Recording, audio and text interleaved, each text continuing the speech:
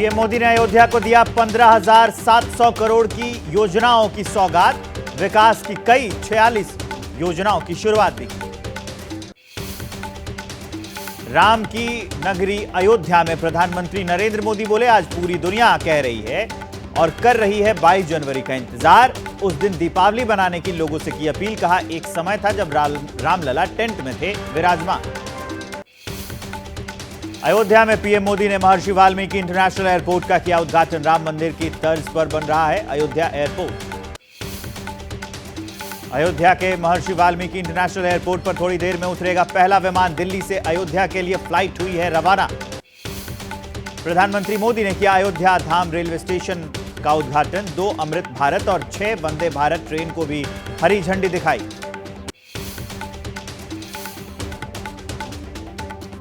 अयोध्या दौरे पर प्रधानमंत्री मोदी एयरपोर्ट से अयोध्या धाम रेलवे स्टेशन तक किया रोड शो। सड़कों के दोनों किनारों पर खड़े लोग पीएम की झलक पाने के लिए बेताब थे।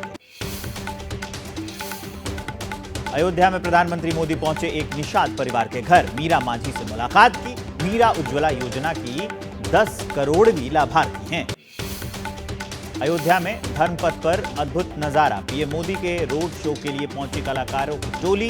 रंगारंग नटवरी नृत्य के जरिए भगवान कृष्ण और गोपियों के दृश्य को दर्शाया गया। 22 जनवरी से पहले ही अयोध्या में खास उत्सव। पीएम मोदी के पहुंचने पर राम मंदिर जाने वाले हर रास्ते को फूलों से सजाया गया। राम मंदिर के उद्घाटन को लेकर सपा सुप्रीमो अखिलेश यादव ने साधा बीजेपी पर निशाना। बोले, राजनीति के धर्म का इस्तेमाल करती है बीजेपी। धर्म से राजनीति करने का तरीका इनकी रणनीति का हिस्सा। नेशनल कॉन्फ्रेंस के नेता फारूक अब्दुल्ला का बड़ा बयान। कहा, भगवान राम सिर्फ हिंदू के नहीं पूरे विश्व के राम हैं। समाज से नफरत कम होनी चाहिए। भगवान राम को लेकर कांग्रेस नेता अधीर रंजन चौधरी का बयान। कहा, राम सभी देशवासियों के प्रति, इस पर नहीं होनी चाहिए राजनीति। राम मंदिर के न्योते पर बोले शिवसेना अध्यक्ष उद्धव ठाकरे, मुझे किसी तरह का कोई न्योता नहीं मिला। मुझे वहां जाने के लिए किसी निमंत्रण की जरूरत नहीं। भगवान राम के ननिहाल के सुगंधित चावल से लगेगा रामलला को भोग। रायपुर के राम मंदिर से 300 टन चावल अयोध्या रवाना। अबू धाबी में बन रहे पहले हिंदू मंदिर का तेजी से चल रहा है निर्माण। पीएम मोदी 14 फरवरी को मंदिर का उद्घाटन करेंगे। राजस्थान के मंत्रिमंडल का हुआ विस्तार। किरोड़ी लाल मीणा, राज्यवर्धन सिंह राठौर समेत 22 विधायकों ने ली शपथ।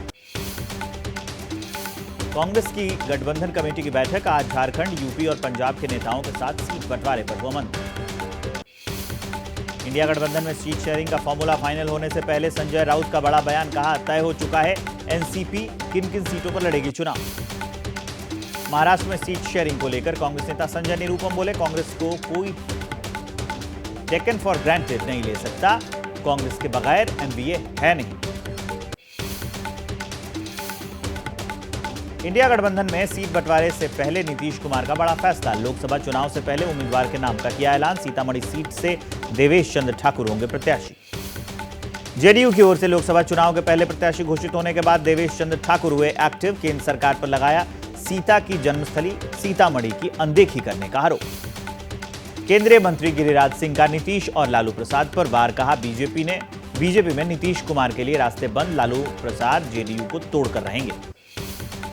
जेडीयू नेता केसी त्यागी का बयान। हम बीजेपी एनडीए के साथ नहीं जा रहे हैं। इंडिया गठबंधन को मजबूत करेंगे। नीतीश कुमार के चुनाव लड़ने पर अभी फैसला नहीं। आरजेडी विधायक फतेह बहादुर सिंह ने भी फिर विवादित बयान दिया है। मां दुर्गा के बाद अब मां सरस्वती के लिए इस्तेमाल किए अपशब्द। गिरिराज सिंह का विधायक फतेह बहादुर के बयान पर पलटवार। कहा, हिम्मत है तो कुरान और इस्लाम पर बोलकर देख ले आरजेडी विधायक। आरजेडी विधायक फतेह बहादुर की विवादित टिप्पणी से जेडीयू ने किनारा कर लिया है। मंत्री श्रवण कुमार ने उसकी निंदा की है। कहा कि इस तरह के बयान से उन्हें बचना चाहिए। तेलंगाना के मुख्यमंत्री रेवंत रेड्डी का सनसनीखेज आरोप। केसीआर ने चुनाव से पहले गुपचुप तरीके से खरीदी थी 22 लैंड क्रूजर गाड़ियां। सीएम बनने के 10 दिनों के बाद भी जानकारी नहीं दी गई। गुजरात दौरे पर गृहमंत्री अमित शाह गांधीनगर में एनसीडीएफआई मुख्यालय के शिलान्यास समारोह में हुए शामिल।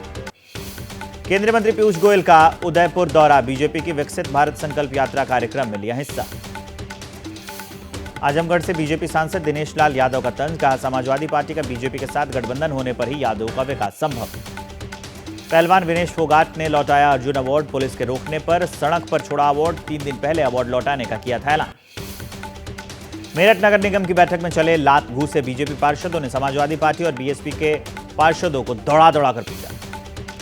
पीडीपी अध्यक्ष महबूबा मुफ्ती ने पुंछ के बफलियाज में पुलिस का नाका तोड़ा। जबरदस्ती पैदल ही गांव टोपी की तरफ निकली। सुरक्षा कारणों से पुलिस ने उन्हें रोका था।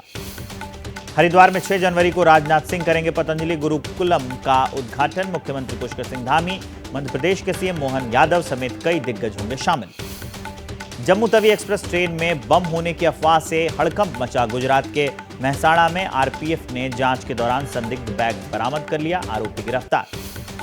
महाराष्ट्र के जालना में मराठा आरक्षण की मांग तेज। महाराष्ट्र के उप मुख्यमंत्री देवेंद्र फडणवीस को आरक्षण की मांग कर रहे लोगों ने काला झंडा दिखाया।